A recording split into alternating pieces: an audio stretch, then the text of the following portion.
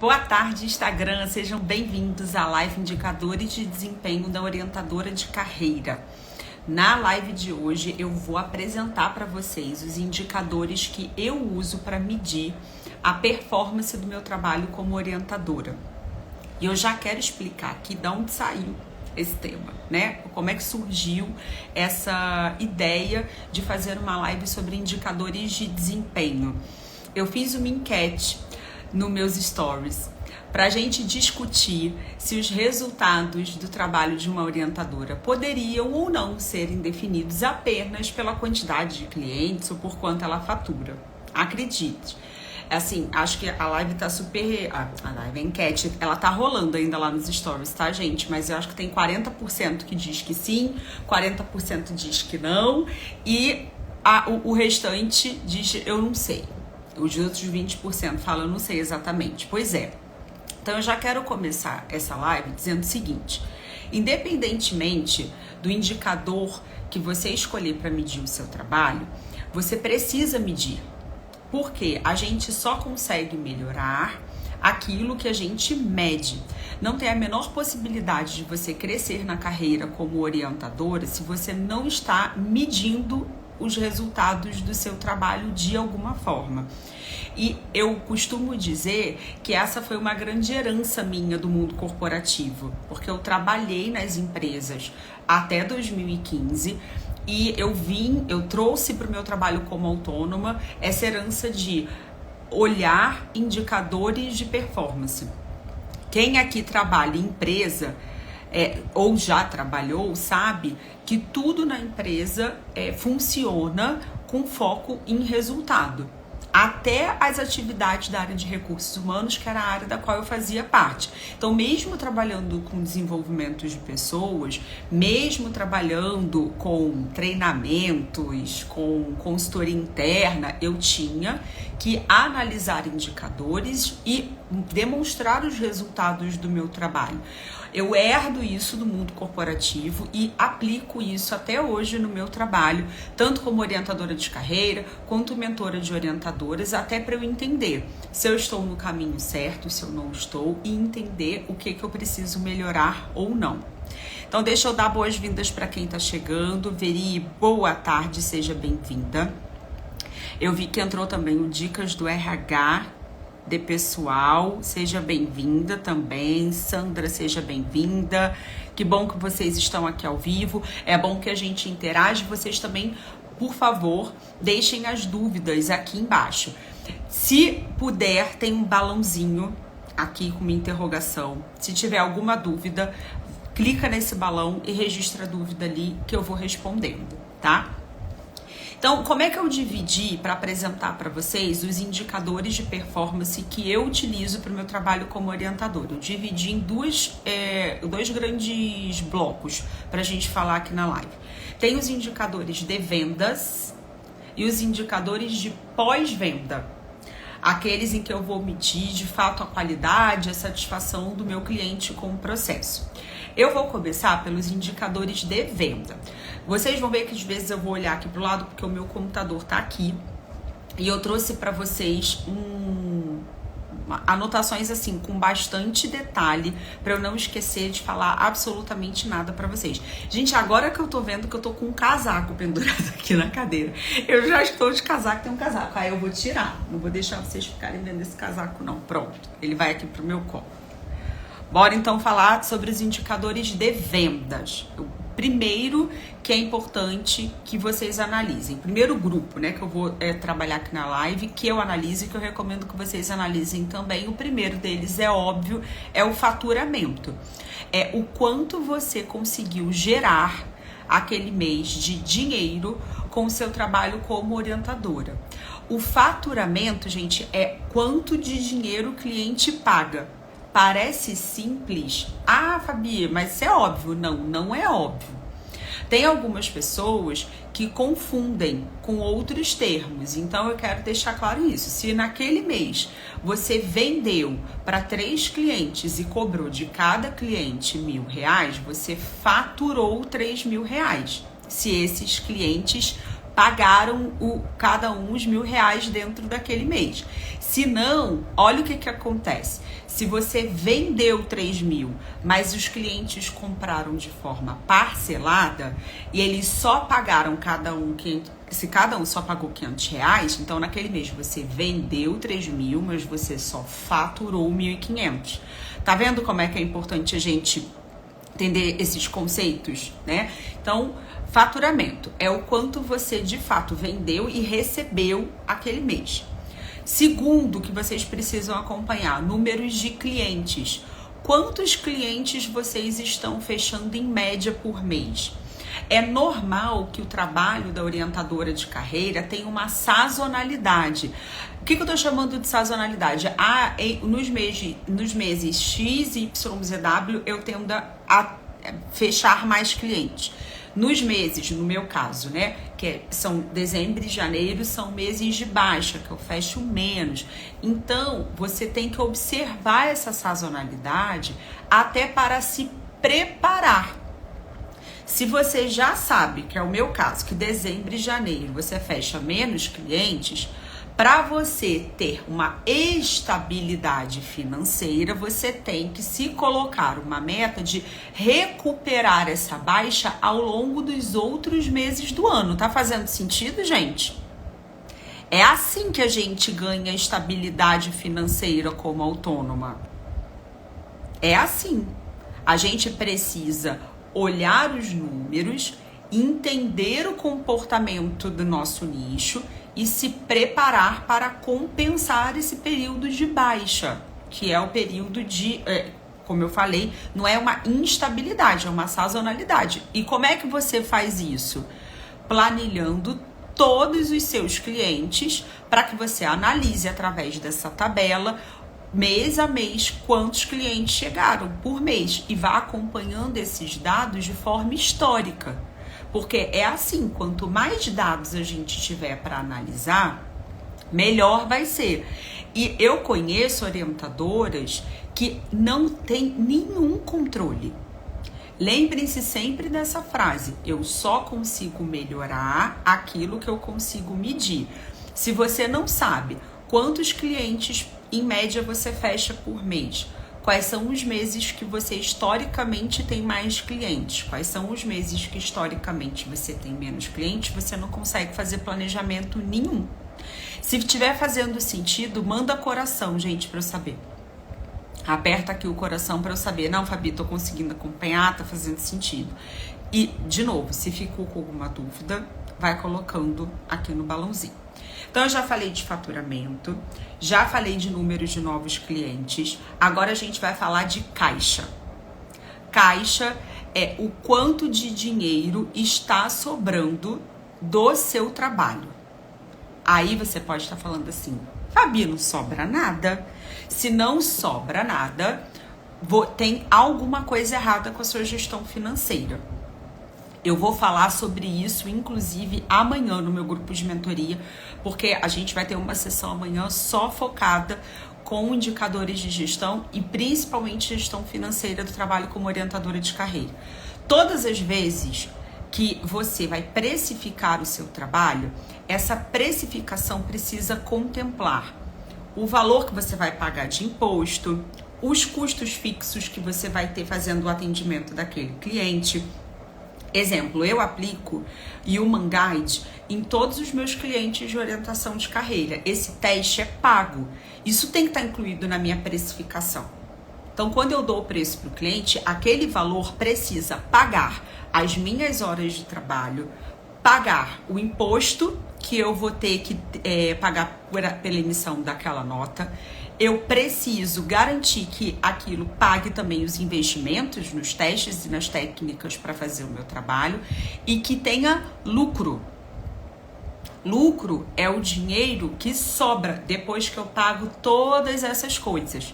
É com esse dinheiro que fica em caixa que você vai conseguir reinvestir para melhorar a sua atuação como orientadora de carreira. Seja reinvestir comprando um celular melhor, um computador melhor, uma mentoria, participando de um congresso, que você quiser. É assim que você consegue crescer profissionalmente. Então, o primeiro passo para você conseguir ter essa visão de caixa é separar o dinheiro da sua vida pessoal do dinheiro da sua vida profissional. Se isso ainda não está feito, alerta vermelho. Essa é a primeira coisa que você precisa fazer, separar essas contas. O dinheiro do CEO de uma empresa, o dinheiro que a empresa fatura, vai direto para o bolso do CEO? Gente, não vai. Ele vai para o caixa da empresa, aí daquele caixa pagam-se os salários dos funcionários, o salário do CEO, a conta de luz, a conta de água, o dinheiro que sobra, aí sim a gente está falando do dinheiro que fica em caixa, entendem? Então vocês precisam, a primeira coisa que vocês precisam é separar essas coisas e analisar quanto de dinheiro você está conseguindo fazer de caixa todo mês. Se você não está conseguindo fazer caixa, já deixa aí um alerta. Ou a sua precificação está errada, você está cobrando muito barato pelo processo, ou você não está fazendo uma gestão financeira adequada do seu trabalho como orientadora, tá tudo misturado, vida pessoal, vida profissional, ou as duas coisas estão acontecendo juntas, tá? Então, já anotem isso. Separar banco da vida pessoal e banco da vida profissional para que vocês consigam fazer melhor essa gestão financeira. E o último indicador aqui de vendas que eu quero compartilhar com vocês é o CAC, custo de aquisição de cliente. Aí tem muita gente que vai fazer assim, Fabi, como assim custo de aquisição de cliente? Sim, se você trabalha com um funil de vendas em que você atrai o seu cliente de orientação de carreira aqui pelo Instagram, ou pelo LinkedIn, ou pelo YouTube, provavelmente isso tem um custo para você. Você tem que pagar um designer, alguém para produzir o seu conteúdo. Ai, Fabi, mas eu produzo sozinha. Tá bom, mas é sua hora de trabalho. Você paga o Canva. Se você tem um gestor de tráfego, você paga o gestor de tráfego mais o investimento no tráfego. Se você não tem gestor, se você investe sozinha, tem aí o valor do impulsionamento que você paga aqui para Meta. Tá bom. Quanto você está pagando para que todo esse valor que você está investindo reverta em um cliente? Quanto você tem que investir de tráfego por mês para isso te gerar um cliente? Quanto você tem que investir de social media todos os meses para isso te gerar um cliente? Quanto? Quanto é? É importante que vocês façam essa conta, até para saber se está valendo a pena. Porque veja, olha que coisa. Se você investe R$1.000 por mês em social media e você fecha um cliente por mês vindo do Instagram e esse cliente te paga os mesmos R$1.000, então você só está trabalhando para pagar a social media. Deu para entender a conta, gente? O seu custo de aquisição de cliente está sendo R$1.000. Olha que grave. É bem alto. Bem alto. Agora, se você está investindo em social media todo mês e aquele conteúdo que está sendo produzido pela social media está produzindo para você 3 clientes todos os meses e cada cliente te pagou R$1.000, então você teve R$3.000 de faturamento e você investiu 1.000. Aí você vai diluir esses R$1.000 por esses 3 clientes, ou seja, seu custo de aquisição de cliente está em 300 e poucos reais. Tô falando do custo pelo Instagram, fazendo só a conta do funil do Instagram, tá, minha gente? Vocês precisam olhar isso. Sabe por quê? Senão, vocês pagam a social media para falar assim, ai, me livrei desse trabalho. Meu Instagram tá cheque. Me falaram que eu tinha que ter um Instagram, fiz um Instagram. Maravilha. E ele está sendo atualizado. Não tá, check. Não tá. Você não pode considerar isso como, porque eu deleguei, tô pagando uma pessoa, tá tudo bem. Se esse trabalho não está te gerando resultado, não tá tudo bem. E aí é quando vocês ficam com a sensação de que não tá valendo a pena trabalhar por conta própria. Porque ao invés de vocês olharem os resultados e entenderem por que o trabalho da social media às vezes não está surtindo resultado, porque a gestora da sua carreira é você mesma. Por mais que você tenha delegado resultado você tenha delegado fazer da sua rede social, isso não te exime da responsabilidade de ser dona dos resultados. Então, se não está trazendo resultado, o que ela está fazendo que está errado? O que você precisa melhorar? Tem que buscar essas informações, até para você direcionar a social media, tá? Então, falamos aqui de 4 indicadores de venda. Eu falei de faturamento, falei de número de clientes novos por mês, falei de caixa e falei de CAC, o custo de aquisição de clientes. Então, agora eu vou contar para vocês um outro grupo de indicadores que eu acompanho, que são os indicadores de pós-venda. Esses sim, esses indicadores de pós-venda sim falam da satisfação do nosso cliente. E eu quero dividir com vocês aqui 3 que eu acompanho. O primeiro deles é o mais fácil, é o nível de satisfação. Ao final do processo de orientação de carreira, eu mando uma pesquisa para o cliente, tá? Para medir 2 desses indicadores aqui que eu vou mostrar, apresentar para vocês agora. O primeiro é esse, é o nível de satisfação, que é uma pergunta tão simples quanto essa. Numa escala de 1 a 5, o quanto você está satisfeito com o processo de orientação de carreira, considerando que o 1 é muito insatisfeito, o 2 é insatisfeito, o 3 é nem satisfeito nem insatisfeito, o 4 é satisfeito e o 5 é muito satisfeito. Ponto. Eu uso essa escala.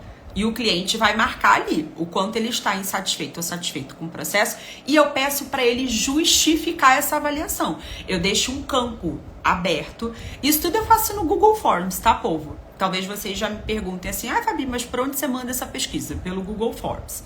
Então, eu deixo um campo aberto para ele explicar. E um outro indicador que eu meço nessa pesquisa, que é o segundo indicador de pós-venda, é o NPS, o Net Promoter Score. Todo mundo já ouviu falar de NPS? Sim ou não? Escrevam aqui no comentário para mim enquanto eu bebo água.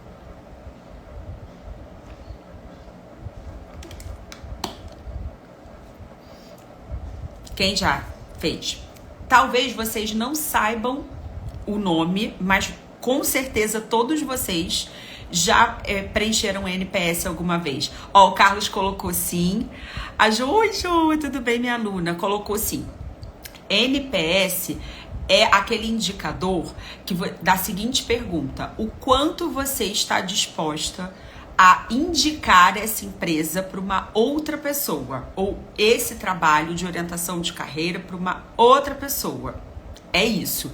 É o quanto a pessoa, não é o quanto ela está satisfeita, é o quanto ela indica. Veja, são 2 indicadores diferentes e a forma de você medir o NPS é de 0 a 10. Como é que você vai analisar? Quem deu notas 9 a 10 são pessoas defensoras da sua marca, do seu trabalho.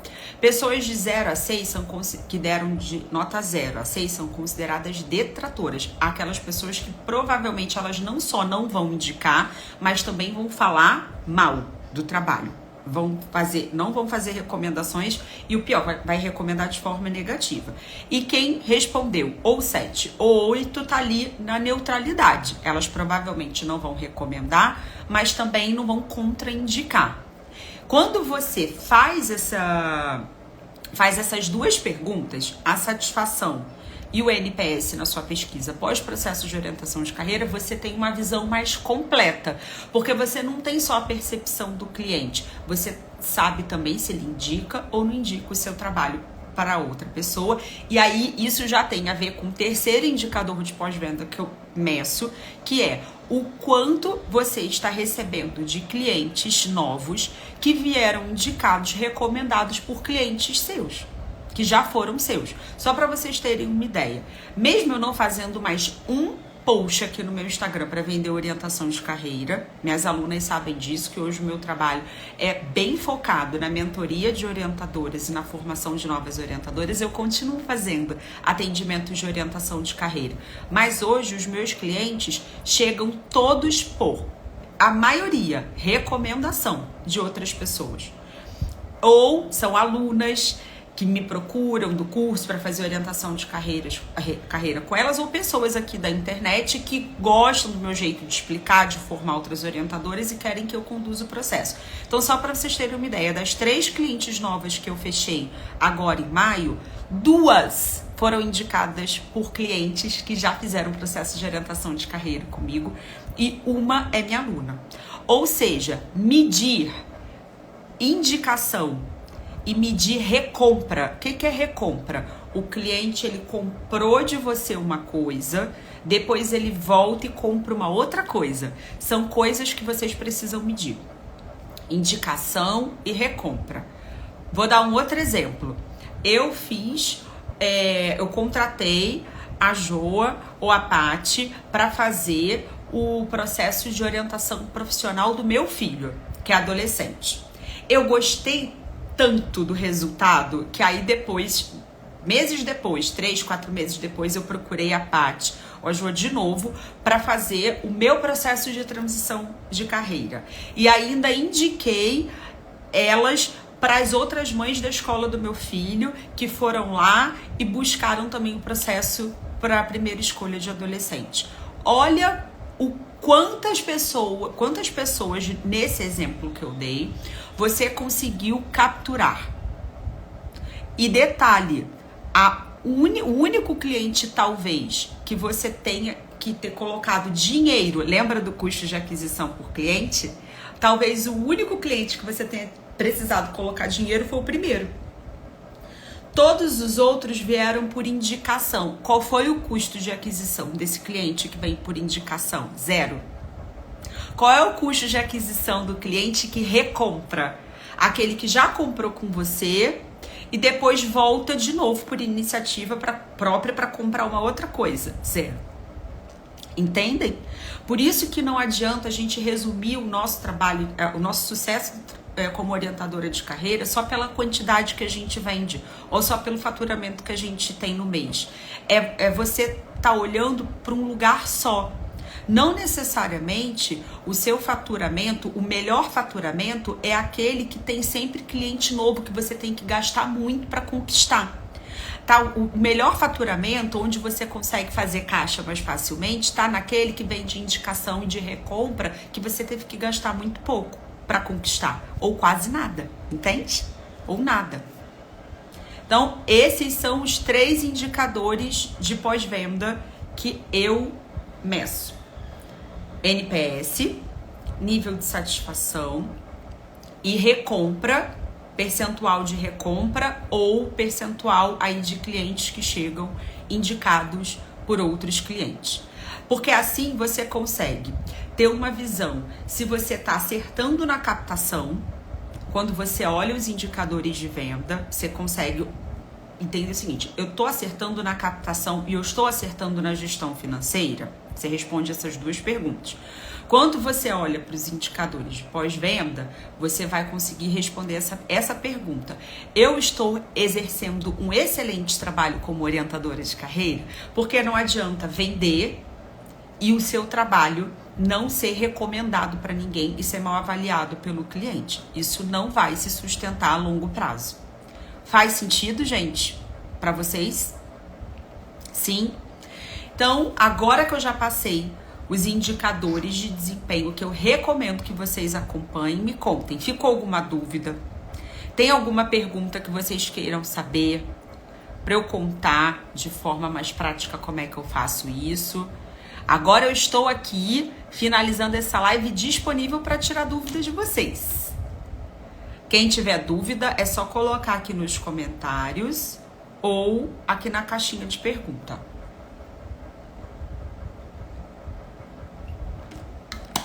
Enquanto vocês vão escrevendo ou vão pensando, deixa eu contar uma coisa importante. No final da live, eu vou colocar todo esse resuminho com os 7 indicadores que eu recomendei aqui para vocês no meu canal de transmissão. Eu tenho um canal de transmissão aqui no Instagram, O link para você entrar fica logo na minha biografia. Eita, fiquei gaga. Biografia. Tem lá um ícone com 2 balãozinhos. Entra no meu canal de transmissão, porque eu vou colocar esse resuminho com os indicadores no canal. Ó, o Carlos perguntou assim: Fabiana, quais outras perguntas colocas no formulário pós-processo? Eu meço satisfação, meço o NPS, peço para ele justificar a resposta e eu peço para ele registrar um depoimento, Carlos. Se ele tivesse que registrar um depoimento sobre como foi participar do processo de orientação de carreira e quais resultados a pessoa atingiu, o que ela descreveria? E aí a pessoa fica com aquele campo bem grandão de resposta livre e depois dessa pergunta eu peço para ela responder assim: você me autorizaria a divulgar esses resultados? Se sim, deixa aqui o seu nome, porque eu faço essa pesquisa sem necessidade da pessoa se identificar. Pensa que se eu tiver que me identificar, talvez eu queira falar alguma coisa que não seja tão boa assim e eu fique tímida. Ah, eu tenho que colocar meu nome, a Fabi vai saber que sou eu, entende? Então, eu deixo a pessoa responder a pesquisa de forma anônima e no final eu faço essa pergunta do depoimento e peço para ela colocar ali no final. Bom, se você quiser se identificar, coloca aqui o seu nome, que aí eu sei quem foi o cliente que respondeu. E aí, se ela me autoriza a divulgar isso nas redes sociais, que é a pergunta que eu coloco: você me autoriza a divulgar esse depoimento nas redes sociais? Eu uso como prova social, tá bom? E aí você já deixa aquilo registrado, que a pessoa autorizou você para publicar aquele depoimento. Sou psicóloga, mas como divulgo os depoimentos sem me complicar com o CFP? Olha a regra do CFP. É sempre assim que eu recomendo para vocês. Veja a regra do CFP. Eu tenho esse cuidado de sempre pedir autorização do meu cliente. Se eu tiver que usar o nome do cliente, eu sempre peço autorização. Sempre, sempre, sempre. Para mim é uma prática. Por isso que eu falei pro Carlos que uma das perguntas que eu coloco lá é: deixe seu depoimento. Eu pergunto: você me autoriza a divulgar este depoimento? Sim. Se sim, deixa aqui o seu nome. E aí eu vou lá e publico. Mas eu recomendo que, se você é psicólogo, você olhe lá todas as regrinhas do CFP, tá? O que mais, gente? Que outras perguntas? Carlos, eu ajudei. Depois você me conta aqui nos comentários se deu certo, tá? Só pra eu saber. Que outras perguntas? Ah, de nada. Vi que o Carlos colocou aqui que ajudou. Maravilha. Deixa eu ver se vocês colocaram alguma coisa aqui na caixinha. Não? Então, recapitulando, eu vou deixar a descrição dos indicadores que eu compartilhei com vocês aqui na live, lá no meu canal de transmissão. Entrem para o canal, porque eu já compartilhei PDF de livro, compartilhei leitura que eu estou fazendo ali com as seguidoras. Então entrem lá no canal e aí já eu vou compartilhar um resumo com esses indicadores por lá, tá bom? Até semana que vem, toda segunda-feira neste mesmo horário, temos aula ao vivo para que eu apoie o seu crescimento na área de orientação de carreira, tá bom? Um beijo grande para vocês, boa semana!